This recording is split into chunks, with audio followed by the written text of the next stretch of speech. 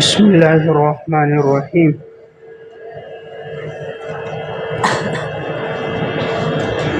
وَاذْكُرْنَ مَا يُتْلَى فِي بُيُوتِكُنَّ، تاکید امتثال۔ تاکید امتثال، امتثال کہتے ہیں حکم کی فرما برداری۔ وَاذْكُرْنَ مَا يُتْلَى فِي بُيُوتِكُنَّ، اور تم ذکر کرو وہ جو پڑھا جاتا ہے تمہارے گھروں میں، من آیات اللہ، اللہ تعالیٰ کی آیات میں سے، والحکمتی، اور سنت میں سے، اور حکمت مراد سنت ہے۔ اور تم یاد کرو مراد یاد رکھو تم جو پڑھی جاتی ہیں تم پر تمہارے گھروں میں آیات اور حکمت۔ یقیناً اللہ تعالیٰ باریک بین ہے اور خبردار ہے۔ باریک بین ہے اور خبردار ہے۔ اس آیت میں ازواج مطہرات کو یہ حکم دیا گیا کہ تمہارے گھروں میں جو تمہارے سامنے اللہ کی آیات پڑھی جاتی ہیں، یعنی شریعت کے احکامات جو تمہارے سامنے تلاوت کیے جاتے ہیں، اور حکمت یعنی احادیث اور سنت کا جو درس ہوتا ہے، تم اس کو یاد رکھو۔ یہاں حکمت سے مراد سنت اور حدیث ہے۔ تو جیسے اللہ تعالیٰ نے قرآن کریم کو یاد رکھنے کا حکم دیا، پڑھنے کا حکم دیا، اسی طرح اس آیت میں حدیث کے یاد رکھنے، پڑھنے اور محفوظ کرنے کا حکم بھی ہے، جس سے حدیث کی اہمیت اور مقام کا اندازہ ہوتا ہے۔ یقیناً اللہ لطیف باریک بین ہے، یعنی اللہ تعالیٰ سے کوئی چیز پوشیدہ نہیں ہے، اور وہ باخبر ہے ہر عمل پر اللہ مطلع ہے۔ ان المسلمین والمسلمات، حکم ثالث برائے مؤمنین، حکم ثالث تیسرا حکم برائے مؤمنین۔ یقیناً اب یہاں اس حکم میں 10 اوصاف کا تذکرہ ہے، 10 اوصاف کا تذکرہ ہے اس آیت میں۔ ان المسلمین، یقیناً فرما بردار مسلمان مرد، والمسلمات، اور فرما بردار مسلمان عورتیں، والمؤمنین والمؤمنات، نمبر 2 ایمان والے مرد اور ایمان والی عورتیں، والقانتین والقانتات، نمبر 3 فرما بردار مرد اور فرما بردار عورتیں، والصادقین والصادقات، نمبر 4 سچ بولنے والے مرد اور سچ بولنے والی عورتیں، والصابرین والصابرات، نمبر 5 صبر کرنے والے مرد اور صبر کرنے والی عورتیں، والخاشعین والخاشعات، نمبر 6 خشوع خضوع کرنے والے مرد اور خشوع خضوع کرنے والی عورتیں، والمتصدقین والمتصدقات، نمبر 7 صدقہ دینے والے مرد اور صدقہ دینے والی عورتیں، والصائمین والصائمات، نمبر 8 روزہ رکھنے والے مرد اور روزہ رکھنے والی عورتیں، والحافظین فروجہم والحافظات، نمبر 9 شرمگاہوں کی حفاظت کرنے والے مرد اور اپنی شرمگاہوں کی حفاظت کرنے والی عورتیں، والذاکرین اللہ کثیرا والذاکرات، نمبر 10 اور اللہ کو یاد کرنے والے کثرت کے ساتھ مرد اور کثرت کے ساتھ عورتیں، اعد اللہ لہم، انجام اللہ نے تیار کیا ہے ان کے لیے بخشش کو، وَأَجْرًا عَظِيمًا، اور بہت بڑے اجر کو اللہ نے ان کے لیے تیار کیا۔ یہ قرآن کریم کی ایک بڑی جامع آیت ہے، جس میں اللہ تعالیٰ نے مسلمان مردوں اور عورتوں کو الگ الگ خطاب کیا ہے اور 10 باتوں کا حکم ارشاد فرمایا ہے۔ قرآن کریم کا عمومی اسلوب یہ ہے کہ مردوں کو خطاب ہوتا ہے اور عورتیں بھی طبعاً اس میں شامل ہوتی ہیں، لیکن اس آیت میں مردوں کو الگ خطاب کیا گیا، عورتوں کو الگ خطاب کیا گیا، ان احکامات کی اہمیت کے پیش نظر۔ اسی طرح اس روایت کی شان نزول میں یہ واقعہ بھی ہے کہ حضرت سلمہ رضی اللہ تعالیٰ عنہ نے رسول اللہ صلی اللہ علیہ وسلم سے فرمایا کہ مردوں کو عموماً خطاب ہوتا ہے، عورتوں کو خطاب نہیں ہوتا۔ اب ہمیں معلوم نہیں کہ عورتوں کو کن احکامات کا حکم دیا گیا کن کا نہیں، تو یہ آیت نازل ہوئی، اس میں مردوں کو بھی خطاب کیا گیا اور ساتھ ساتھ عورتوں کو بھی خطاب کیا گیا کہ یعنی یہ احکامات مرد عورت دونوں کے لیے۔ ویسے تو قرآن کریم کا عمومی مزاج مردوں کو خطاب کا ہے، عورتیں طبعاً شامل ہیں، لیکن یہاں دونوں کو الگ الگ خطاب کیا۔ تو دیکھیں، سب سے پہلے فرمایا فرما بردار مسلمان مرد، فرما بردار مسلمان عورتیں۔ یہ اشارہ اسلام کا تعلق ہے ظاہر سے، ایمان کا تعلق ہوتا ہے باطن سے۔ اسلام کا تعلق ہے ظاہر سے، ظاہر یعنی نماز پڑھنا، زکوٰۃ دینا، حج کرنا، روزہ رکھنا، یہ ظاہر ہے۔ ایمان کا تعلق باطن سے۔ اس لیے جب منافق لوگوں نے کہا کہ ہم ایمان لے کر آئے، اللہ تعالیٰ نے فرمایا تم ایمان نہیں لائے، تم اسلام لائے ہو۔ قالت الاعراب آمنا قل لم تؤمنوا ولكن قولوا اسلمنا، تم ایمان نہیں لائے، تم نے اسلام لایا، یعنی دل سے تم نے ایمان نہیں لایا۔ تو اسلام کا تعلق ظاہر سے ہے، ایمان کا تعلق باطن سے ہے، تو اس لیے دونوں کو الگ الگ خطاب ہے۔ ظاہری طور پر بھی فرما برداری کرو اور باطنی طور پر بھی اللہ کی اطاعت گزاری کرو، اور والقانتین میں فرمایا اور فرما برداری اختیار کرو، یعنی اللہ کی اطاعت میں زندگی گزارو اور سچ بولتے رہو اور اپنی زندگی میں صبر لے کر آؤ، خشوع خضوع کے ساتھ عبادات کی ادائیگی کرو، اللہ کے نام پہ صدقہ دیتے رہو، روزہ رکھنے کا اہتمام کرو اور اپنی شرمگاہوں کی حفاظت کرو اور اللہ کو کثرت سے یاد کرو۔ قرآن کریم میں صرف ذکر ایک ایسی عبادت ہے جس کے ساتھ کثیر کی قید آئی ہے، کسی اور عبادت کے ساتھ کثیر کی قید نہیں ہے، جیسے یہاں والذاکرین اللہ کثیرا والذاکرات۔ آگے بھی اللہ رب العزت نے یا ایھا الذین آمنوا اذکروا اللہ ذکرا کثیرا، تو یہ کثرت کی قید دیگر عبادات کے ساتھ نہیں ہے، یعنی مثلا روزہ ہے، زکوٰۃ ہے، حج ہے۔ اس کی وجہ یہ ہے کہ دیگر عبادات کے لیے شرائط ہیں اور ذکر کے لیے شرط نہیں۔ اب ذکر کے لیے باوضو ہونا شرط نہیں ہے، قبلہ رخ ہونا شرط نہیں ہے، اور وقت کا ہونا شرط نہیں ہے۔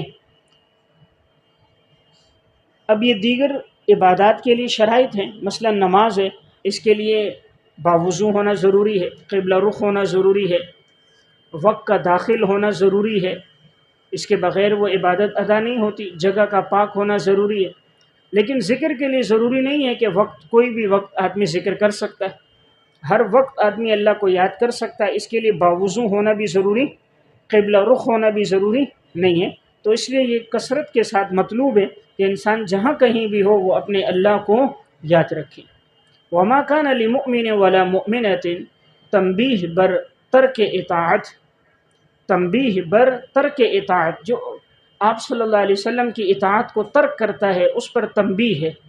وما كان لمؤمن ولا مؤمنة، پس نہیں ہے کسی مومن مرد کے لیے اور نہ کسی مومن عورت کے لیے، اذا قضى اللہ ورسولہ امرا، جب اللہ اور اللہ کا رسول فیصلہ کر دیں کسی معاملے میں، ان یکون لہم الخیرۃ من امرہم، پس نہیں ہے ان کے لیے اختیار ان کے معاملے میں، خیرہ اختیار، پس نہیں ہے ان کے لیے اختیار من امرہم ان کے اس معاملے میں، اور جو نافرمانی کرے گا اللہ اور اللہ کے رسول کی، فقد ضل ضلالا مبینا، یقیناً ایسا شخص گمراہ ہو جائے گا دور کی گمراہی، یعنی واضح گمراہی میں پڑ جائے گا، ایسا شخص واضح گمراہی میں پڑ جائے گا۔ آیت کے الفاظ اپنے عموم کی وجہ سے سب کو شامل ہیں، کوئی بھی مومن مرد اور عورت جب اللہ اور اللہ کا رسول انہیں حکم دے دیں تو ان کے لیے اس میں اختیار نہیں ہوتا، انہیں چاہیے کہ اس کو پورا کریں۔ اگر وہ نافرمانی کریں گے تو یقیناً ایسے لوگ واضح گمراہی میں شامل ہوں گے۔ آیت اپنے الفاظ کی وجہ سے عام ہے، سب کو شامل ہے، لیکن آیت کے اندر خاص طور پہ یہ اشارہ حضرت زینب بنت جاحش کی طرف ہے اور ان کے بھائی کی طرف ہے۔ حضرت زینب بنت جاحش کا نکاح آپ صلی اللہ علیہ وسلم نے حضرت زید سے فرمایا تھا۔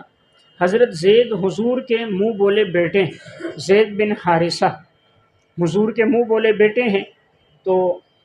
اب ان کا نکاح یہ حضور کی پھوپھی ذات تھی حضرت زینب بنت جہش، آپ نے ان کے ساتھ نکاح کروایا، تو ابتدا میں وہ راضی نہیں تھی، اور اس طرح ان کے بھائی بھی راضی نہیں تھے۔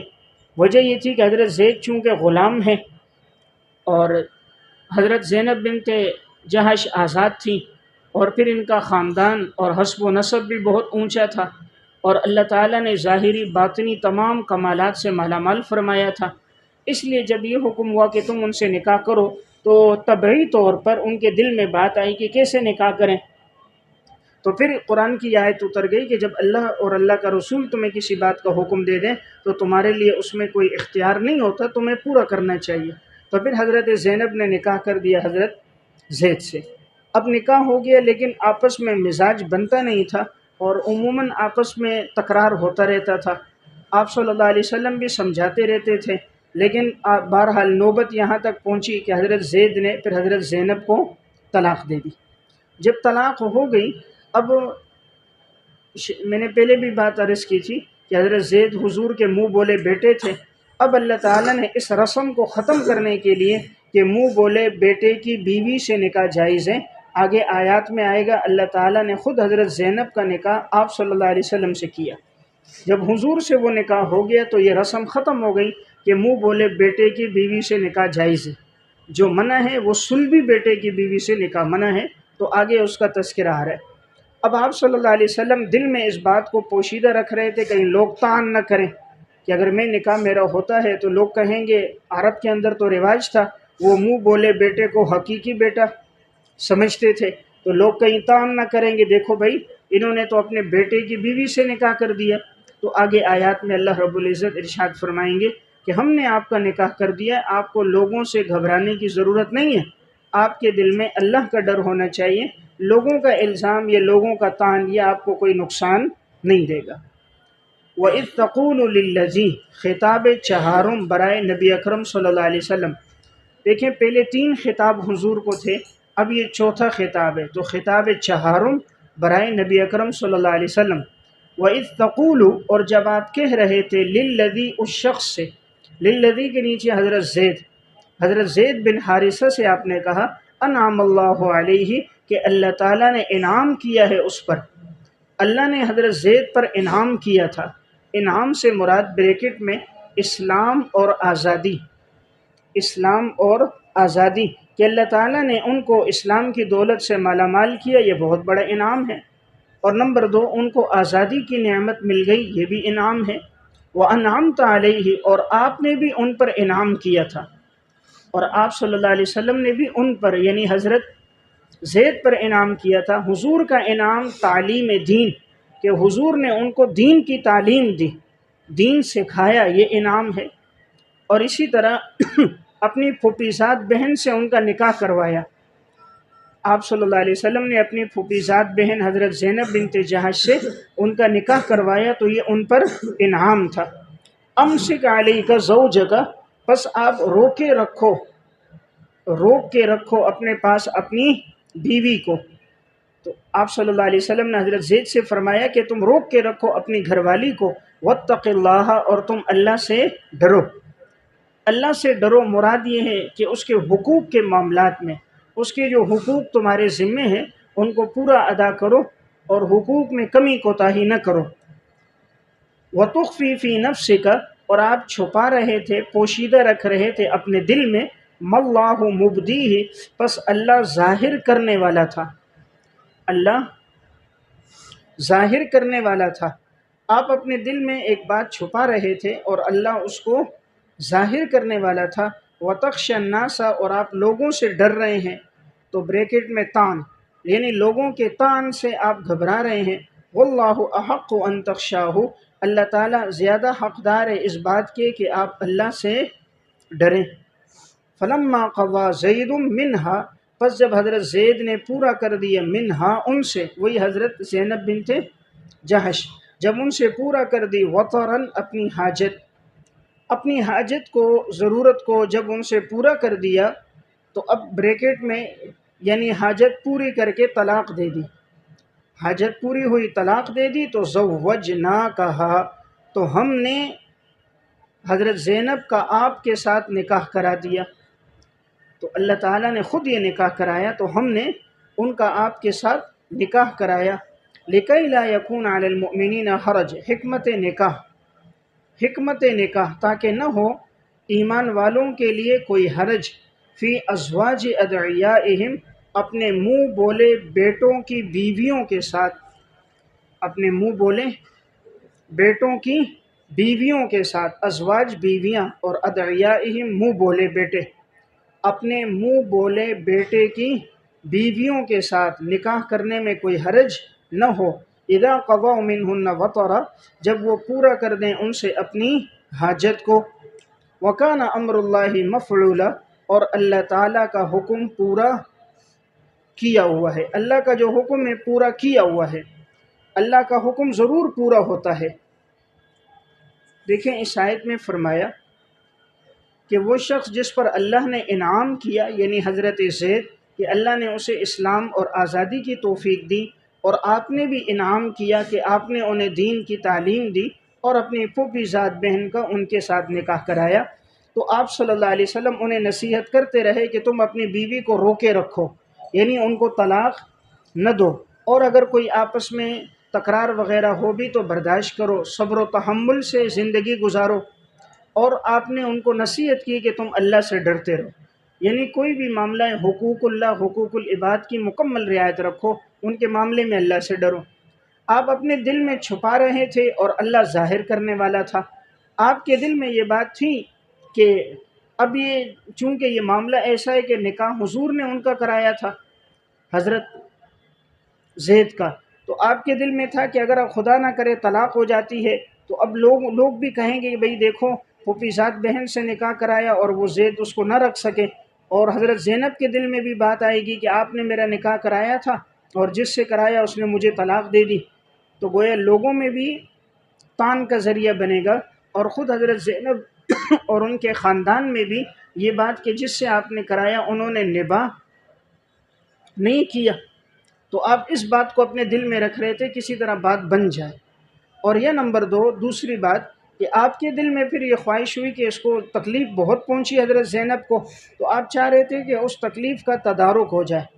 جو ان کو تکلیف اور اذیت پہنچی ان کے ساتھ وقت گزارا لیکن مزاج نہیں بنا، لیکن آپ صلی اللہ علیہ وسلم کے حکم کی وجہ سے انہوں نے برداشت کی اس تکلیف کو، تو آپ چاہ رہے تھے کہ اگر طلاق ہو جاتی ہے اور نکاح ان کا میرے ساتھ ہو گیا تو یہ جو ان کو ایک عرصے تک تکلیف پہنچی تو اس کا تدارک ہو جائے گا،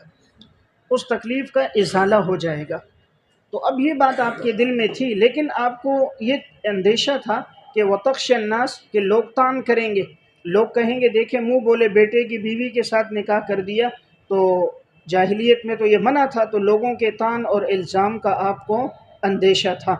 تو اللہ تعالیٰ یہ فرما رہے ہیں کہ آپ کے دل میں لوگوں کے تان کا اندیشہ تھا، آپ اس سے ڈر رہے تھے۔ تو یہ تعبیر سخت اختیار اس لیے، حضرات انبیاء علیہ السلام کا مقام مرتبہ بہت بلند ہوتا ہے، اس لیے معمولی سی بات بھی ہو تو اللہ رب العزت انہیں جب تنبیہ فرماتے ہیں تو سخت الفاظ میں تنبیہ فرماتے ہیں۔ عام آدمیوں کے لیے الگ بات ہوتی ہے، اور حضرات انبیاء علیہ السلام کا مقام زیادہ بلند ہوتا ہے، تو اس لیے لفظ ذرا سخت استعمال ہوا کہ آپ لوگوں سے ڈر رہے ہیں، حالانکہ ایسا نہیں تھا کہ حضور ڈرتے ہوں، آپ دین کے معاملے میں کسی کا لحاظ نہیں رکھتے تھے۔ اپنے چچا ہیں ابو طالب ان کو بیان کر رہے ہیں کہ اگر ایک ہاتھ پہ سورج دوسرے پہ چاند رکھو تب بھی میں دین کی بات سے پیچھے نہیں ہٹوں گا۔ آپ نے تو 3 سال شیب ابی طالب میں محصور رہے، لیکن دین کی مکمل آپ نے تبلیغ کی ہے، طائف میں پتھر کھائے پھر بھی آپ نے دین کی بات پہنچائی ہے۔ تو یہاں جو آپ کو خوف تھا وہ لوگوں کے طعن کا تھا، لوگوں کے الزامات کا تھا۔ تو اللہ تعالیٰ نے فرمایا اللہ زیادہ حقدار ہے کہ آپ ان اللہ سے زیادہ ڈریے، یعنی آپ کو گھبرانے کی ضرورت نہیں ہے۔ پھر جب حضرت زید نے اپنی حاجت کو پورا کر دیا، یعنی ان کو طلاق دے دی اور عدت گزر گئی، تو اللہ تعالیٰ نے خود حضرت زینب کا حضور کے ساتھ نکاح کرایا۔ تو یہ ان کے لیے بہت بڑے اعزاز کی بات ہے کہ یہ نکاح اللہ نے کرایا، اور یہ کیوں کرایا؟ تاکہ ایمان والوں کے لیے کوئی حرج نہ ہو اپنے منہ بولے بیٹوں کی بیویوں کے ساتھ نکاح کرنے کے سلسلے میں، جب وہ اپنی حاجت کو ان سے پورا کر لیں، اور اللہ کا حکم تو پورا ہو کے رہے گا۔ ما کان علی النبی ہے، خطاب پنجم برائے نبی اکرم صلی اللہ علیہ وسلم۔ ما کان علی النبی من حرج، پس نہیں ہے نبی پر کوئی حرج، فیما فرض اللہ لہ، اس چیز میں جو اللہ نے مقرر کر دیا ان کے لیے، جو اللہ نے مقرر کر دیا اس میں ان کے لیے کوئی حرج نہیں ہے۔ سنت اللہ فی الذین خلو من قبل، پس اللہ کا طریقہ جاری رہا ہے ان لوگوں کے بارے میں بھی جو گزر گئے ان سے پہلے۔ اللہ کا طریقہ، اللہ کی سنت جاری ہے ان کے بارے میں بھی، خلو جو گزر گئے، من قبل اس سے پہلے۔ وکان امر اللہ قدرا مقدورا، اور اللہ کا حکم جو ہے وہ ایک اندازے کے ساتھ مقرر کیا ہوا ہے، قدراً مقرر کیا ہوا ہے۔ تو مقدورہ تاکید کے لیے اللہ کا حکم اپنے ایک اندازے کے ساتھ اور اپنے وقت پہ مقرر کیا ہوا ہے، تو جب وہ وقت مقرر آئے گا اللہ کا امر پورا ہو جائے گا۔ دیکھیں اس آیت میں فرمایا کہ نبی کے لیے اس بارے میں کوئی حرج نہیں جو اللہ نے اس کے لیے مقرر کیا۔ اللہ تعالیٰ نے یہ بات مقرر کر دی کہ آپ ان سے نکاح کر دیں تاکہ یہ رسم باطل ہو جائے۔ آپ سے پہلے بھی انبیاء علیہ السلام گزرے ہیں، ان میں بھی اللہ تعالیٰ کے احکامات جاری رہے اور جو حکم ہوا انہوں نے اس حکم کو پورا کیا۔ تو یہاں بھی جو آپ کا حکم ہے، آپ کو حکم دیا گیا وہ اس لیے تھا کہ اس رسم کا بطلان ہو جائے، اور جو اللہ نے ایک معاملہ مقرر کیا ہوا تھا اپنے علم کے ساتھ وہ اپنے وقت پہ پورا ہو گیا۔ دیکھیں حضرت زینب کے ساتھ آپ کا نکاح پہلے نہیں ہوا، پہلے حضرت زید کے ساتھ ہوا، اس وقت وہ وقت مقرر نہیں تھا نکاح کا، نکاح کا وقت اب مقرر تھا، تقدیر میں اب ہوا، تو یعنی پہلے نہیں ہوا بلکہ بعد میں ہوا۔ بعد میں ہونے میں حکمت یہ تھی تاکہ رسم باطل ہو جائے۔ اگر آپ کا نکاح حضرت زینب سے پہلے سے ہو جاتا اور حضرت زینب کا نکاح حضرت زید سے نہ ہوتا تو یہ رسم باطل نہ ہوتی، تو رسم کے بطلان کے لیے پہلے نکاح ہوا، اور پھر ایک بات تقدیر میں طے تھی، ان کے مزاج میں آپس میں نہ بنے، نوبت طلاق تک آ گئی اور آپ کا نکاح ہو گیا تو رسم باطل ہو گئی، اور یہ چیز اللہ کی طرف سے طے تھی، ایک وقت مقرر پہ تھی، وقت مقرر پہ وہ کام ہو گیا۔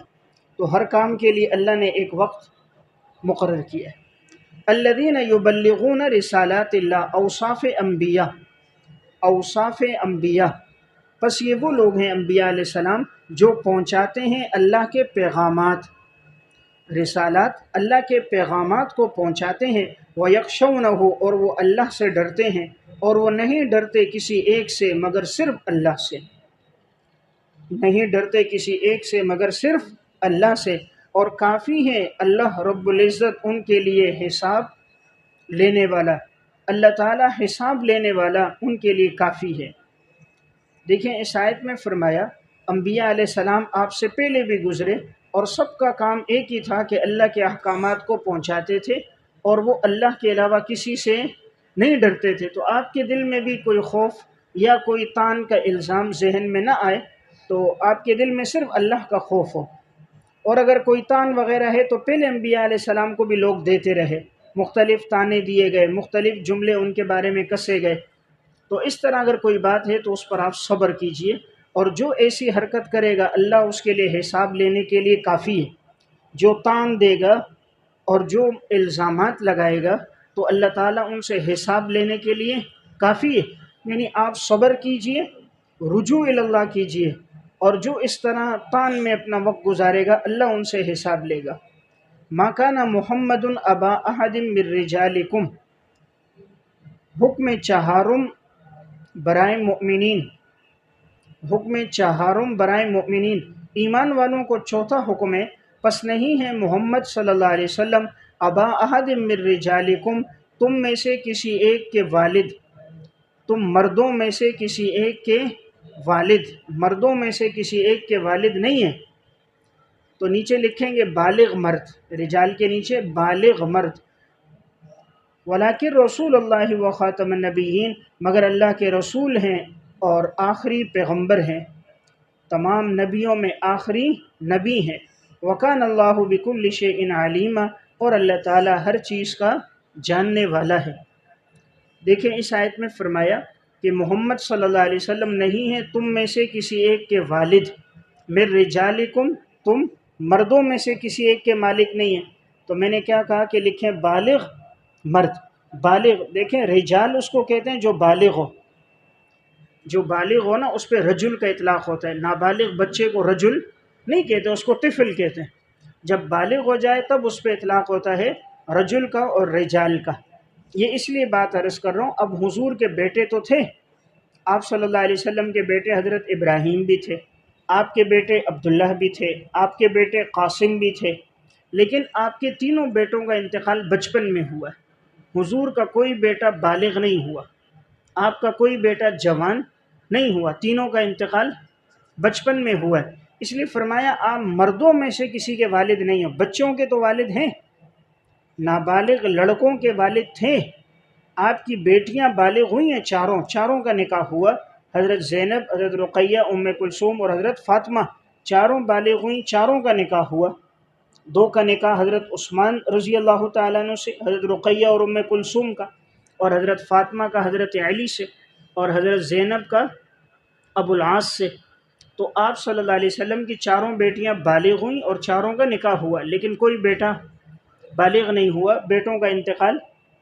بچپن میں ہوا۔ اس لیے لفظ استعمال ہوا ہے کہ آپ نہیں ہیں کسی ایک کے والد مردوں میں سے، یعنی کسی بالغ کے والد نہیں ہیں،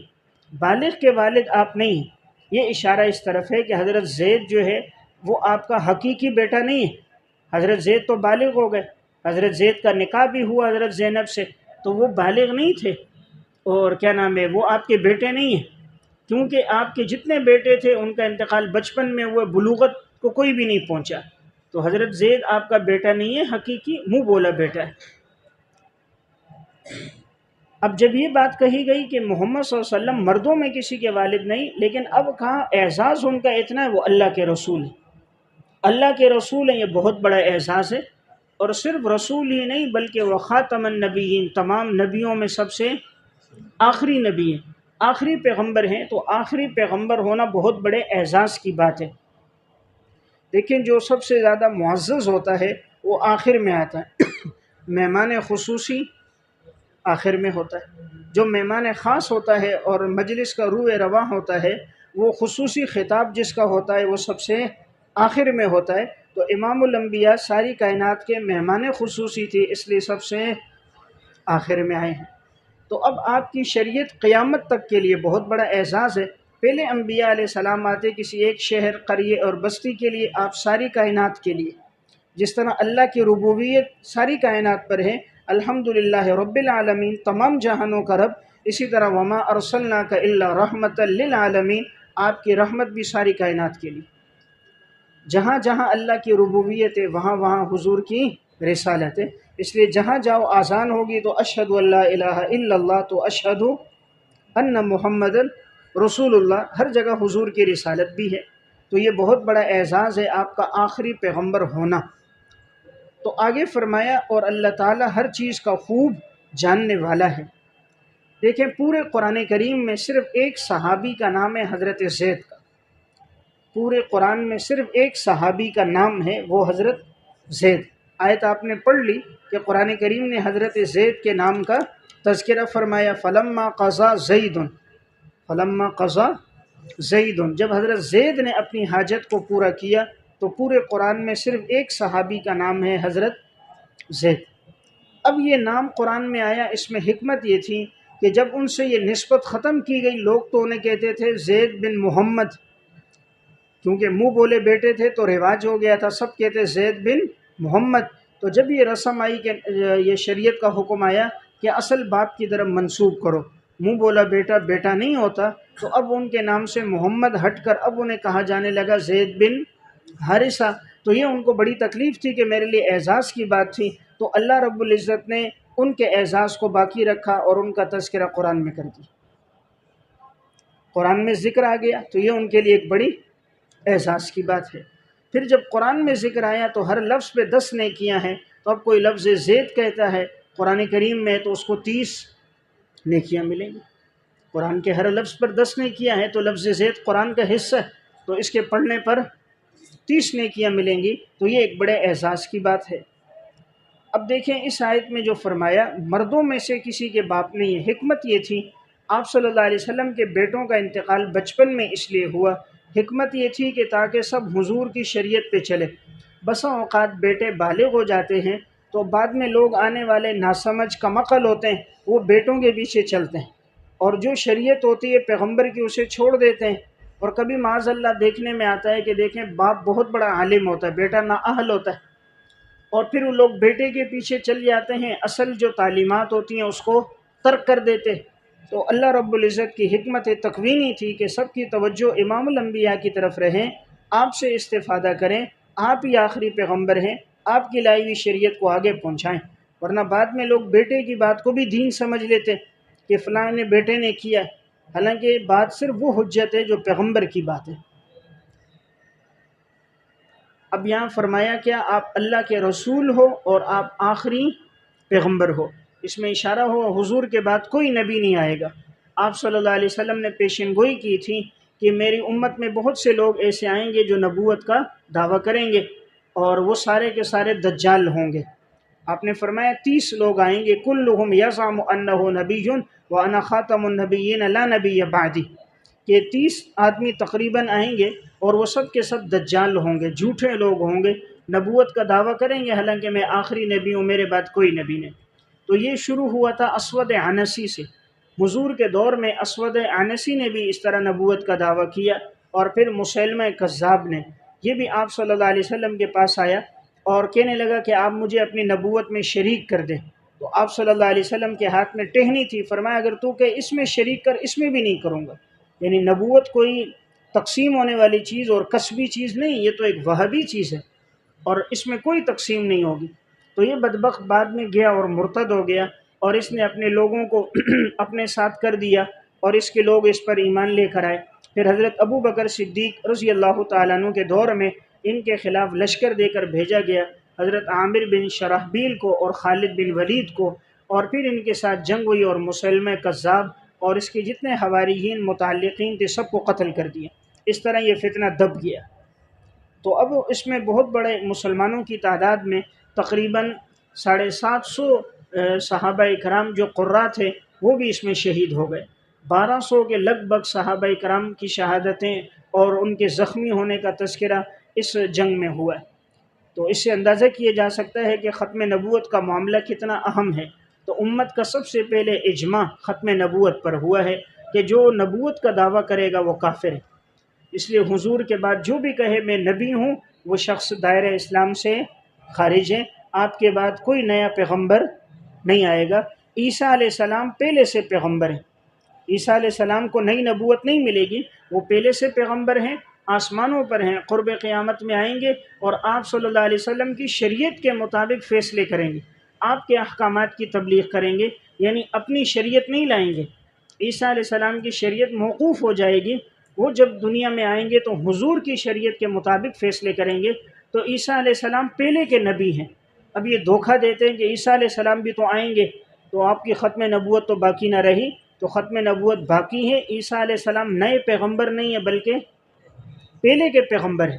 اور جب وہ آئیں گے تو ان کی نبوت ختم نہیں ہوگی، نبوت موقوف ہوگی۔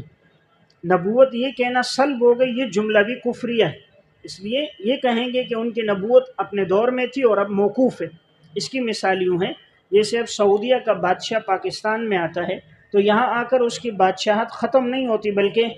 موقوف ہو جاتی، یہاں اب اس کا حکم نہیں چلے گا۔ اس نے جو قوانین اپنے ملک میں بنائے ہیں یہاں آ کر وہ اس ملک کے قوانین کے تحت رہے گا، اب یہاں آ کر اس کی بادشاہت ختم نہیں ہوتی بلکہ موقوف ہو جاتی ہے، جب اپنے ملک میں جائے گا بادشاہت پھر آ جائے گی۔ اس طرح عیسیٰ علیہ السلام جب اس کائنات میں دوبارہ آئیں گے حضور کی شریعت کے مطابق فیصلہ کریں گے، اور جب وہ پہلے تھے تو اپنی شریعت کے مطابق تھی۔ تو بہرحال حضور کے بعد کوئی بھی دعویٰ کرے وہ کذاب ہے۔ تو اس طرح کے جتنے لوگ آئے جنہوں نے جھوٹے دعوے کیے، تو حضرت مولانا رفیق احمد دلاوری صاحب کی کتاب ہے ائمہ تلبیس، ائمہ تلبیس یعنی جھوٹے پیشوا، ائمہ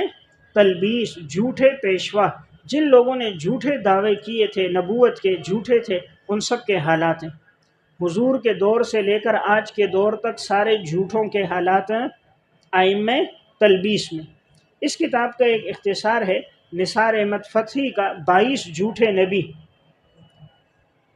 22 جھوٹے نبی، تو اس میں انہوں نے اسی کا اختصار کیا۔ اب سب سے آخر میں نبوت کا دعویٰ کیا جس کا فتنہ بڑا تھا بدبخت، وہ تھا غلام احمد قادیانی۔ اس کے حالات پر بھی مولانا رفیق احمد دلاوری صاحب کی کتاب ہے رئیس قادیان، رئیس قادیان، ولادت سے اس کی وفات تک اور انتقال تک اس کی جتنی خبریں حالات ہیں سب لکھے ہیں۔ زندگی میں اس نے کیسی زندگی گزاری، کس طرح بے حیائی میں، فحاشی میں، عریانی میں اس کی زندگی گزری ہے، اور اس کے حالات پڑھنے کے بعد اندازہ ہوتا ہے اس کو تو شریف انسان کہنا دور کی بات ہے، چہ جائے کہ اس کو نبی کو، نبی تو دور کی بات ہے، یہ تو انسان کہلانے کے لائق بھی نہیں ہے۔ یہ ایک آنکھ سے کانا تھا قادیانی، تو جس طرح دجال کانا ہوگا تو یہ بھی ایک چھوٹا دجال تھا۔ نبی تو نہایت حسین اور جمیل ہوتا ہے، سب سے زیادہ خوبصورت پیغمبر ہوتا ہے، اور اس کی تصویر اب بھی ایک آنکھ سے کانا، اور ایسی منحوس ہے کہ اگر کسی بچے کو ڈرانا ہو قادیانی کی تصویر دکھا دو ڈر جائے گا، اور عقل اس کی کام نہیں کرتی تھی، اس کو گڑ میں اور پتھر میں فرق نہیں کر پاتا تھا، تو کبھی کبھی ایسا ہوتا کہ آپ پتھر کی جگہ گڑ کھا لیتا، اور استنجے میں پتھر سے کرنا ہوتا گڑ سے کر لیتا۔ سیدھے اور جھوٹے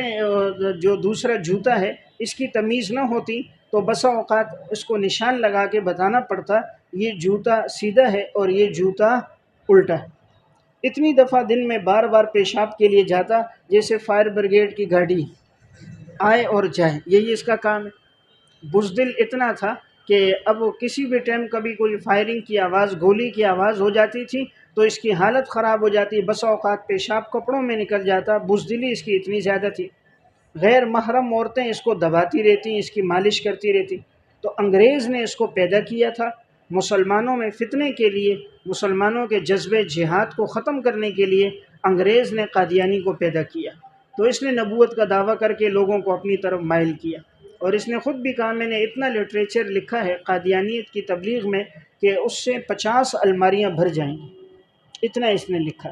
جتنی پیشن گوئیاں کی ساری جھوٹی ثابت ہوئی، کوئی بات اس کی ٹھیک نہیں ہوئی۔ ایک محمدی بیگم تھی، اس کو اس نے کہا میرے سے نکاح کر، اس نے نہیں نکاح کیا۔ اس نے اس کو کہا تو بیمار ہو جائے گی، تجھے امراض بیماریاں لگیں گی، کچھ بھی نہیں ہوا۔ جس شوہر سے وہ اس کو کہا تو بھی مرے گا میری زندگی میں اور یہ بیوی بھی مرے گی، اور میرے پر ابھی وحی آئی ہے، مجھے ٹیچی نے کہا ہے۔ اس پر جو فرشتہ آتا تھا اس کا نام تھا ٹیچی، ٹیچی۔ تو اللہ تعالیٰ نے اس کو ذلیل اور رسوا کیا۔ محمدی بیگم اس کی موت کے بعد بھی زندہ رہی، اس کو کچھ نہیں ہوا، اور اس کا شوہر بھی زندہ رہا۔ اللہ نے اس کو رسوا اور بدبخت کر کے ان کی زندگی میں اس کو مار دیا۔ اس نے تو ان سے کہا تھا نا تم پہلے مرو گے، تو وہ تو موت کے بعد تک زندہ رہے، وہ نہیں مرے اور یہ مر گیا۔ اور موت بھی ایسی آئی کہ اس کو پیٹ میں درد ہو گئے، دست ہوتے تھے اس کو دست ہوتے تھے، تو یہ بیت الخلاء جاتا آتا رہا، دست کیے اپنے دستوں میں گرا تو اپنے پاخانے پہ گرا اور وہیں بیت الخلاء میں مر گیا۔ اندازہ کرو یہ پیغمبر ہے، کہاں پر موت آ رہی ہے اس کو؟ بیت الخلاء میں، اور کس حالت میں؟ گندگی کرتے ہوئے، دست کرتے ہوئے۔ تو اللہ نے اس کو نہایت رسوا اور ذلیل کیا۔ جتنی پیشن گوئیاں کی ساری اس کی جھوٹ ثابت ہوئیں۔ تو اس سلسلے میں اگر تفصیلاً پڑھنا چاہیں تو احتساب قادیانیت، احتساب قادیانیت ایک تفصیلی کتاب ہے جس میں آج تک قادیانیت کی تردید میں جس نے بھی لکھا ہے، علماء میں پروفیسر، ڈاکٹر حضرات اور کسی بھی مکتب فکر کے ہوں، اہل حدیث مکتب فکر یا بریلوی یا علماء دیوبند میں، وہ سب مواد کو جمع کیا۔ اسی طرح ایک احتساب قادیانیت نام ہے، بہت لمبی کتاب ہے احتساب قادیانیت، 46 جلدیں اس کی پہلے چھپ گئی تھی، اور زیادہ بہتر ہے آپ کتاب پڑھیں قادیانی شبہات کے جوابات، قادیانی شبہات کے جوابات، اس کے 3 حصے ہیں کتاب کے، تو اس میں جتنے بھی ان کے اعتراضات ہیں ان تمام اعتراضات کے جوابات مدلل انداز میں ہیں، قادیانی شبہات کے جوابات۔ تو قادیانیت کو سمجھنے کے لیے ایک بڑی مفید اور علمی کتاب ہے۔ اور اسی طرح آئینہ قادیانیت، حضرت مولانا اللہ وسائے صاحب دامت برکاتہم کی مفید کتاب ہے آئینہ قادیانیت۔ اسی طرح تحفہ قادیانیت، حضرت مولانا محمد یوسف لدھیانوی شہید رحمۃ اللہ علیہ، تحفہ قادیانیت، قادیانی کے متعلق تمام جتنی بھی باتیں ہیں، اس کے کفری عقائد ہیں، سب کی تفصیلات اس کتاب میں موجود ہیں۔ اور اس طرح رد مرزائیت کے زرعی اصول،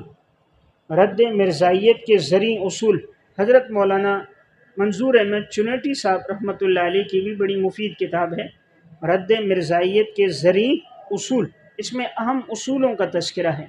تو بہرحال میں بات عرض کر رہا تھا، آپ صلی اللہ علیہ وسلم کی ختم نبوت کی اردو میں پڑھنا ہو تو حضرت مولانا مفتی محمد شفیع صاحب رحمۃ اللہ علیہ کی کتاب ہے ختم نبوت۔ ختم، اس میں قرآن کریم کی 100 آیات اور تقریباً 200 احادیث مبارکہ اور صحابہ، تابعین، اکابر علماء، صوفیہ، محدثین، فقہا، سب کے اقوال جمع کیے ہیں کہ آپ صلی اللہ علیہ وسلم آخری پیغمبر ہیں اور آپ کی ختم نبوت ثابت ہے، اور آپ کے بعد جو دعویٰ کرے گا وہ کذاب ہوگا، جھوٹا ہوگا، وہ پیغمبر نہیں۔ تو اردو میں نہایت جامع اور نہایت مفید کتاب ہے ختم نبوت، حضرت مولانا مفتی محمد شفیع صاحب رحمۃ اللہ علیہ کی۔ اس طرح فارسی زبان میں امام العصر علامہ انور شاہ کشمیری صاحب کی خاتم النبیین، خاتم النبیین حضرت شاہ صاحب رحمۃ اللہ علیہ کی کتاب ہے، اس میں بھی ختم نبوت پر تفصیلی گفتگو ہے۔ اور اگر عیسیٰ علیہ السلام کے حالات پہ پڑھنا چاہیں تو حیات عیسیٰ حضرت مولانا محمد ادریس کاندلوی صاحب رحمۃ اللہ علیہ کی حیات عیسیٰ، اور مولانا سرفراز خان صفدر صاحب رحمۃ اللہ علیہ کی توضیح المرام فی نزول عیسیٰ علیہ السلام، اور حضرت شاہ صاحب رحمۃ اللہ علیہ کی ایک کتاب التصریح بما تواتر فی نزول المسیح، التصریح بما تواتر فی نزول المسیح۔ تو اس میں حضرت عیسیٰ علیہ السلام کے نزول کے بارے میں جتنی احادیث ہیں اور روایات اور آثار ہیں سب کو اس میں جمع کر دیا۔ تو بہرحال اللہ رب العزت نے فرمایا کہ آپ آخری پیغمبر ہیں، وَكَانَ اللَّهُ بِكُلِّ شَيْءٍ عَلِيمًا، اور اللہ تعالیٰ ہر چیز کا خوب جاننے والا ہے، یعنی اللہ سے کوئی چیز پوشیدہ نہیں۔ یا ایھا الذین آمنوا اذکروا اللہ ذکرا کثیرا، حکم پنجم برائے مؤمنین، حکم پنجم برائے مؤمنین، اے ایمان والو تم اللہ کو یاد کرو ذکراً کثیرا، کثرت کے ساتھ۔ اے ایمان والو تم اللہ کو یاد کرو، کثرت کے ساتھ یاد کرو۔ وَسَبِّحُوهُ بُكْرَةً وَأَصِيلًا، اور تم تسبیح بیان کرو اللہ کی صبح اور شام، بکرتاً صبح، وَأَصِيلًا اور شام۔ هُوَ الَّذِي يُصَلِّي عَلَيْكُمْ، اور وہ اللہ وہ ہے جو رحمت بھیجتا ہے تم پر، وَمَلَائِكَتُهُ، اور اس کے فرشتے بھی تمہارے لیے دعائے رحمت کرتے ہیں۔ وہ اللہ رحمت بھیجتا ہے تم پر اور فرشتے بھی دعائیں رحمت کرتے ہیں، لِيُخْرِجَكُم مِّنَ الظُّلُمَاتِ إِلَى النُّورِ، تاکہ وہ اللہ نکالے تمہیں اندھیروں سے روشنی کی طرف، وَكَانَ بِالْمُؤْمِنِينَ رَحِيمًا، اور وہ اللہ ایمان والوں پر نہایت مہربان ہے، ایمان والوں پر نہایت مہربان ہے۔ تحیتہم، ثمرہ اخروی، ثمرہ اخروی، اور ان کے لیے دعا ہوگی، تحیتہم، اور ان کی دعا ہوگی، یعنی آپس میں جو ملاقات ہوگی، ملاقات میں دعا ہوگی، یوم یلقونہ، جس دن وہ اللہ سے ملیں گے، جس دن وہ اللہ سے ملیں گے، سلام، پس سلامتی ہوگی ان پر، وَأَعَدَّ لَهُمْ، اعد میں ضمیر لفظ اللہ کی طرف ہے، اور اس اللہ نے تیار کیا ہے ان کے لیے معزز اجر، بہترین اور عمدہ اجر اللہ نے ان کے لیے تیار کیا ہے۔ دیکھیں ان آیات میں تمام ایمان والوں کو خطاب کر کے فرمایا کہ ایمان والو تم اللہ کو یاد کرو کثرت کے ساتھ، صبح بھی اللہ کی تسبیح بیان کرو اور شام بھی اللہ کی تسبیح بیان کرو، اور وہ اللہ اور اس کے فرشتے رحمت بھیجتے ہیں اور فرشتے دعائیں رحمت کرتے ہیں تاکہ وہ اللہ نکالے تمہیں اندھیروں سے روشنی کی طرف۔ تو ظلمات کا لفظ جمع ہے اور نور کا لفظ مفرد ہے، تو چونکہ اندھیرے بہت سے ہوتے ہیں، کفر کا اندھیرا، شرک کا اندھیرا، یہودیت کا، عیسائیت کا، بدعات کا، رسم و رواج کا،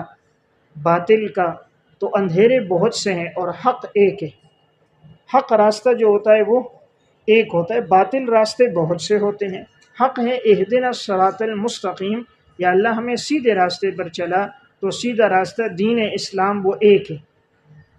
ان الدین عند اللہ الاسلام، ومن یبتغ غیر الاسلام دینا فلن یقبل منہ، اسلام کے علاوہ کوئی دین اللہ کے ہاں قبول نہیں ہے، تو دین اسلام ایک ہے، اور اس کے مقابلے میں جتنے راستے ہیں وہ باطل ہیں۔ تو باطل چونکہ کثرت سے ہے اس لیے ظلمات فرمایا، اور یہاں باطل کو تشبیہ اندھیروں سے دی ہے اور حق کو تشبیہ روشنی سے دی ہے۔ تو جس طرح حق آتا ہے تو گویا روشنی ملتی ہے انسان کو، اور انسان منزل تک پہنچ جاتا ہے۔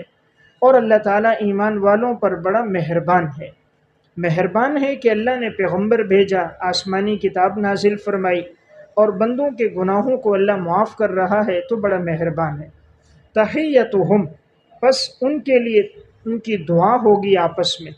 آپس میں جب بھی ملاقات کریں گے نا، جیسے ہم کہتے ہیں السلام علیکم، سلامتی ہو تم پر، دوسرا وعلیکم السلام، تم پر سلامتی ہو، تو آپس میں جو تحیہ ملاقات ہوتی ہے وہ کیا ہے؟ دعا ہے۔ تو ان کی جو آپس کی ملاقات ہوگی تو اس میں دعا ہوگی۔ یوم یلقونہ، جس دن وہ اللہ سے ملیں گے، پس وہ دن سلامتی والا ہوگا، اور اس دن سلامتی ہی سلامتی ہوگی، اور اللہ نے تیار کیا ہے ان کے لیے ایک معزز اجر۔ یا ایہا النبی، خطاب ششم یعنی چھٹا خطاب برائے نبی اکرم صلی اللہ علیہ وسلم۔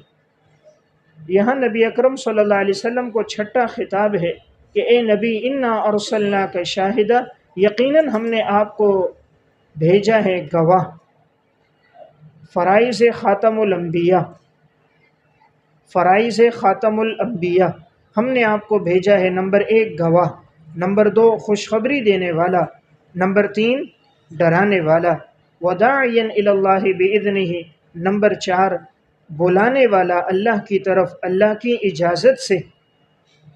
وسراجا منیرا، اور ہم نے بنایا آپ کو روشن چراغ، مراد آفتاب نبوت، روشن چراغ ہم نے آپ کو بنا دیا، یعنی آفتاب نبوت بنایا۔ وبشر المؤمنین، اور آپ خوشخبری دیجئے ایمان والوں کو، بأن لهم من اللہ فضلا کبیرا، کہ یقیناً ان کے لیے اللہ کے ہاں بہت بڑا فضل ہے، ان کا اللہ کے ہاں بہت بڑا فضل ہے۔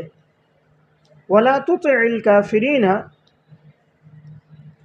اور آپ اطاعت نہ کیجیے کافروں کی اور نہ منافقوں کی، ودع اذاہم، اور آپ چھوڑ دیں ان کی ایذا رسانی کو، ان کی ایذا رسانی کو چھوڑ دیں، اور بھروسہ کریں اللہ پر، اور کافی ہے اللہ کارساز، کافی ہے اللہ کارساز۔ دیکھیں ان آیات میں فرمایا کہ اے نبی فرما دیجئے کہ اللہ نے مجھے گواہ بنا کر بھیجا ہے، آپ صلی اللہ علیہ وسلم گواہ ہیں، اس بات پر گواہ ہیں کہ اللہ تعالیٰ نے انہیں جو دین اور شریعت دی ہے تو آپ نے امت کو پہنچا دی۔ اب اگر کوئی کل انکار کرے گا تو پیغمبر گواہی دے گا ہر پیغمبر کہ ہم نے اپنی امت کو پہنچا دی دعوت۔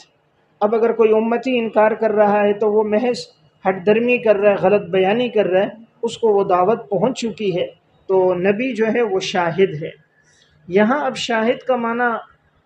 حاضر ناظر نہیں ہے جیسا کہ اہل بدعت کرتے ہیں، وہ اس آیت میں شاہد کو کہتے ہیں جی شاہد کا معنی حاضر ناظر ہے، تو گویا مطلب یہ ہوگا کہ اے پیغمبر ہم نے آپ کو حاضر ناظر بنایا، جیسے کہ ان کا اعتقاد ہے کہ پیغمبر ہر جگہ موجود ہے اور ناظر ہر چیز کو دیکھ رہا ہے۔ ہم کہتے ہیں یہ صفت صرف اللہ رب العزت کی ہے، ہر جگہ موجود ہونا اور ہر چیز کو دیکھنا، یہ صرف صفت ہے اللہ کی، اللہ کے علاوہ کسی کی صفت نہیں۔ اب اگر کوئی شہید کا معنی حاضر ناظر کرتا ہے پھر ساری امت حاضر ناظر ہو جائے گی۔ وہ اس طرح کے قرآن کریم میں اللہ تعالیٰ نے اس امت کے اوصاف میں یہ بات بیان فرمائی کہ ہم نے اس امت کو جو بنایا وَكَذَلِكَ جَعَلْنَاكُمْ أُمَّةً وَسَطًا لِتَكُونُوا شُهَدَاءَ عَلَى النَّاسِ وَيَكُونَ الرَّسُولُ عَلَيْكُمْ شَهِيدًا، سورہ بقرہ آیت نمبر 143۔ ہم نے بنایا تمہیں معتدل امت تاکہ تم گواہ ہو جاؤ لوگوں پر، اور وہ پیغمبر گواہ ہوگا تم پر، پیغمبر تم پر گواہی دے گا کہ تمہیں دین پہنچا دیا، اور یہ امت ساری امتوں پر گواہی دے گی کہ ہر نبی نے اپنا دین پہنچا دیا تھا، اور اس امت کو آپ صلی اللہ علیہ وسلم نے بتایا، حضور نے ہمیں بتا دیا کہ ہر نبی نے اپنی قوم کو دعوت پہنچائی، لیکن قوم کے لوگوں نے ہٹ درمی کی، وہ ایمان لے کر نہیں آئے۔ دیکھیں اب یہاں پر لفظ شہداء ہے نا، لِتَكُونُوا شُهَدَاءَ عَلَى النَّاسِ، کہ یہ امت سارے لوگوں پر گواہی دے گی۔ تو اگر لفظ شہید شہداء اس کا معنی حاضر ناظر ہے، پھر یہ ساری امت ہو جائے گی حاضر ناظر۔ لِتَكُونَ شُهَدَاءَ عَلَى النَّاسِ میں یہ امت سب حاضر ناظر ہو جائے گی، حالانکہ سب یہ معنی کرتے ہیں حاضر ناظر نہیں، مراد گواہ، کہ یہ امت گواہی دے گی پہلی امتوں پہ کہ ان کو دین پہنچ گیا، اور اس امت کو آپ صلی اللہ علیہ وسلم نے بتایا۔ تو دیکھیں جیسے یہاں پر شہداء بمانے گواہ کے، حاضر ناظر کے نہیں ہیں، تو اسی طرح ارسلناک شاہدہ میں بھی شاہد بمانے گواہ کے ہے، حاضر ناظر کے، ورنہ ساری امت حاضر ناظر ہو جائے گی۔ تو یہ صفت صرف اللہ کی ہے، ہر جگہ موجود ہونا صفت اللہ کی ہے۔ اس لیے قرآن کریم میں بہت سے مواقع پر اللہ رب العزت نے فرمایا کہ آپ اس جگہ پر موجود نہیں تھے، جس وقت یہ ہو رہا تھا آپ اس وقت موجود نہیں تھے۔ اب یہ آپ صلی اللہ علیہ وسلم سے نفی کا ہونا، یہ دلیل ہے اس بات کی کہ ہر جگہ حاضر ہونا صرف اور صرف اللہ رب العزت کی صفت ہے۔ جیسا کہ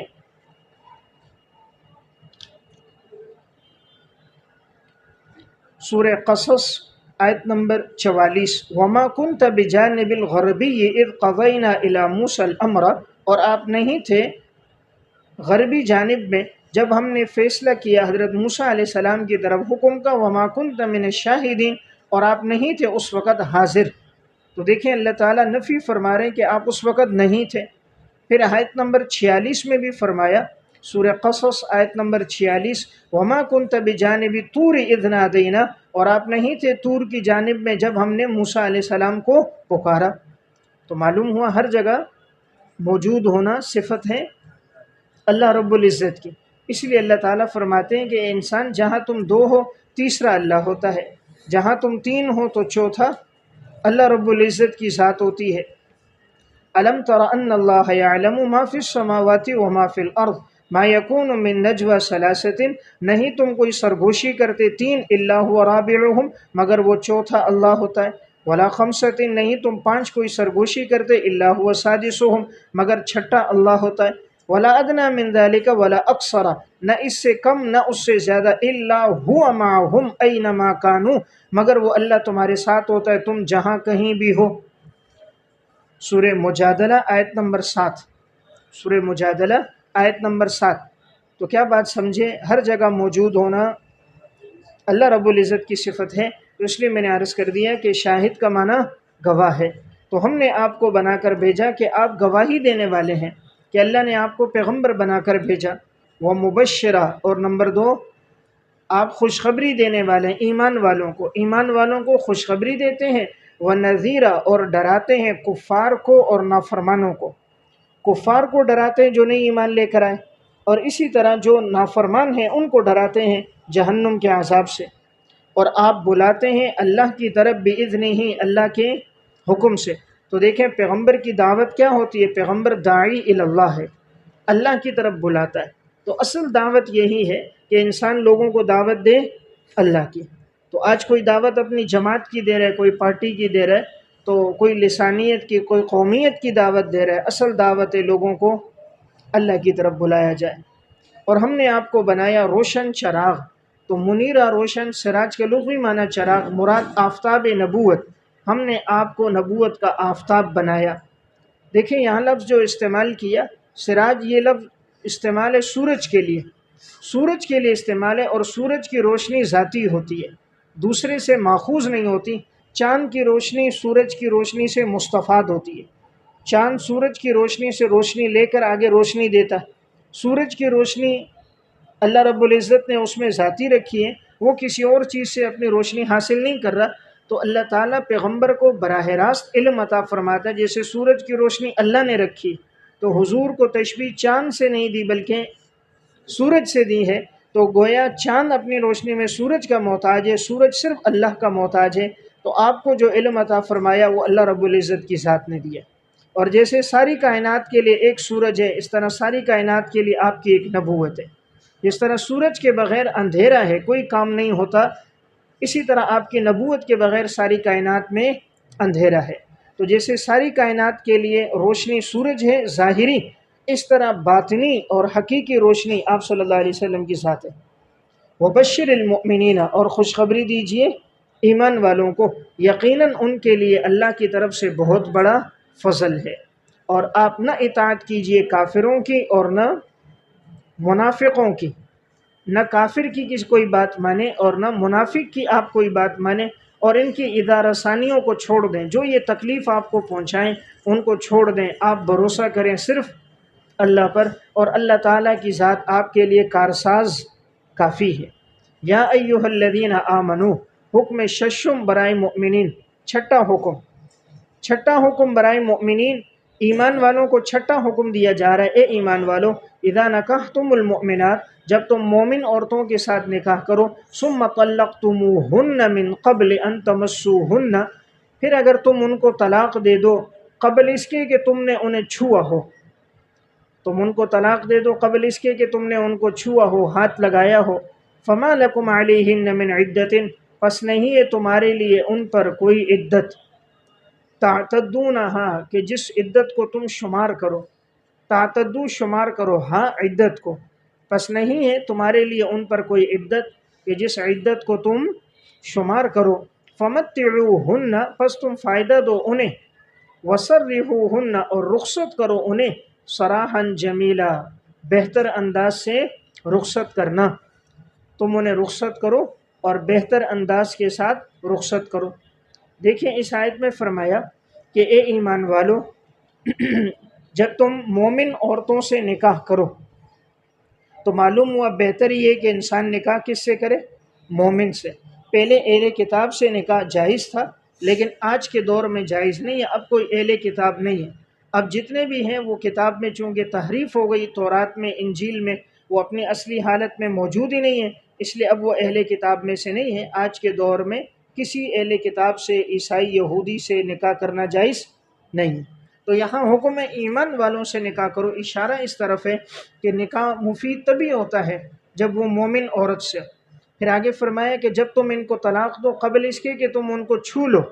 دیکھیں عورت کو چھونے سے پہلے یعنی جمع کرنے سے اور خلوت صحیحہ سے پہلے، اگر خلوت نہیں ہوئی، تنہائی نہیں ہوئی اور اس سے پہلے عورت کو طلاق دے دی تو نہیں ہے تمہارے لیے ان پر کوئی عدت جسے تم شمار کرو۔ عدت تو تب ہوتی ہے نا کہ جب آدمی نے چھوا ہو، ملاپ کیا ہو، تو اس وقت عدت ہوتی ہے کہ ہو سکتا ہے حمل ٹھہر گیا ہو، تو اب حمل کی وجہ سے عدت ہوتی ہے 3 ماہواری، کہ اگر اس کا حمل ٹھہر گیا تو ماہواری نہیں آئے گی، پھر وضع حمل عدت ہوگی، اور اگر حمل میں حیض آ گیا تو معلوم ہو جائے گا کہ حمل نہیں ٹھہرا، تو جب حمل نہیں ٹھہرا تو اب وہ 3 حیض کے بعد کسی اور سے نکاح کر سکتی ہیں۔ تو گویا عدت ہوتی ہے اس وجہ سے تاکہ نسب خلط ملط نہ ہو، نسب مشتبہ نہ ہو۔ تو جب اس نے عورت سے ملا ہی نہیں ہے، چھوا ہی نہیں ہے اس کو، اور قریب ہی نہیں ہوا، خلوت بھی نہیں ہوئی، تو اب عورت پر عدت نہیں ہے، صرف یہ نکاح تو ہو گیا زبانی کلامی، لیکن وہ جھگڑا ہوا، نکاح کے فوراً بعد طلاق ہو گئے۔ تو اب قرآن یہ کہہ رہا ہے کہ اگر تم نے طلاق دے دی قبل اس کے کہ تم نے اس کو چھوا ہو تو کوئی حرج نہیں ہے تم پر عدت کے بارے میں جس کو تم شمار کرو، یعنی اب تمہارے لیے ان عورتوں پر کوئی عدت نہیں ہے، وہ تمہارے لیے عدت نہیں گزاریں گی۔ تو میں نے عرض کیا عدت تب ہوتی ہے جب آپس میں ملاپ ہو، ملاپ کے بعد عدت ہوتی ہے، اور حکمت کیا ہے؟ عدت اس لیے ہوتی ہے کہ اگر وضع حمل ٹھہر گیا تو وضع حمل تک ہوگی، حمل نہیں ٹھہرا تو 3 حیض عدت ہوگی، اور یہ اس لیے تاکہ نسب خلط مل نہ ہو۔ فمتعوہن، پس تم ان کو فائدہ پہنچا دو اور ان کو تم رخصت کر دو، اچھے انداز میں رخصت کرنا۔ ایسی عورت کا حکم یہ ہے کہ جس کو خلوت صحیحہ سے پہلے طلاق دے دی جائے، اس کو اچھے طریقے سے جوڑا دیا جاتا ہے، اچھے طریقے سے متع یعنی لباس ہے، جوڑا ہے، اس کی ضرورت کا کچھ سامان وغیرہ ہے، وہ اس کو دے کر بہتر انداز میں ایک طلاق دے کر آدمی اس کو رخصت کر دے، کیونکہ وہ ایک طلاق سے بائن ہو گئی۔ جب یہ کہ خلوت ہو جاتی ہے اور مباشرت ہو جاتی ہے، پھر اس کے بعد تو آدمی ایک سے زیادہ بھی طلاق دے سکتا ہے، اگرچہ بہتر ہے ایک طلاق دی جائے، لیکن جس کے ساتھ خلوت نہیں ہوئی تو اس کے لیے ایک طلاق بھی کافی ہے، وہ ایک طلاق سے ہی بائن ہو جائے گی، تو اب ایک طلاق اس کو دے دے گا، نکاح ختم ہو گیا۔ تو دیکھیں شریعت نے عورت کا کتنا حق رکھا، یہ نہیں کہا طلاق دو اور اس کو دھکا دے کے نکال دو، کہا اگر تمہارا مزاج نہیں بنتا تم اس کو طلاق دو لیکن اس کو فائدہ پہنچاؤ اور اچھے طریقے سے اس کو رخصت کرو۔ جس طرح اعزاز سے تم اس کو گھر لے کر آئے، نکاح کیا اور گھر لے کر آئے، اعزاز سے لے کر آئے، اسی طرح اعزاز کے ساتھ اس کو رخصت کر دو۔ تو یہ یہاں تک حکم تب تھا جب کہ جمع نہ ہوا ہو اور خلوت نہ ہوئی ہو، اور اگر کسی کے ساتھ خلوت ہو گئی اور جمع ہو گیا، پھر اس صورت میں حکم یہ ہوتا ہے کہ وہ عدت گزار کے جائے گی اور عدت کا خرچہ مرد کے ذمہ ہوتا ہے۔ پھر اس صورت میں اگر مہر مقرر ہو اور خلوت صحیحہ سے پہلے طلاق ہو جائے، مہر مقرر ہو خلوت سے پہلے، پھر آدھا مہر آتا ہے، اور اگر یہ کہ خلوت کے بعد طلاق ہو جائے تو جتنا مہر مقرر ہے وہی آئے گا، اور اگر مہر مقرر نہیں کیا اور خلوت ہو گئی، آپس میں مباشرت ہو گئی، پھر طلاق دے دی تو مہر مثل آتا ہے۔ آپ سمجھ رہے؟ اگر مہر مقرر کیا ہو اور خلوت ہو گئی ہو تو پھر تو پورا مہر دیں گے، اور اگر مہر مقرر کیا ہے لیکن خلوت نہیں ہوئی، مس نہیں ہوا، تو آدھا مہر دیں گے، اور اگر مہر مقرر نہیں کیا اور خلوت ہو گئی، مہر مقرر نہیں ہوا، تو اس صورت میں مہر مثل لازم ہوگا۔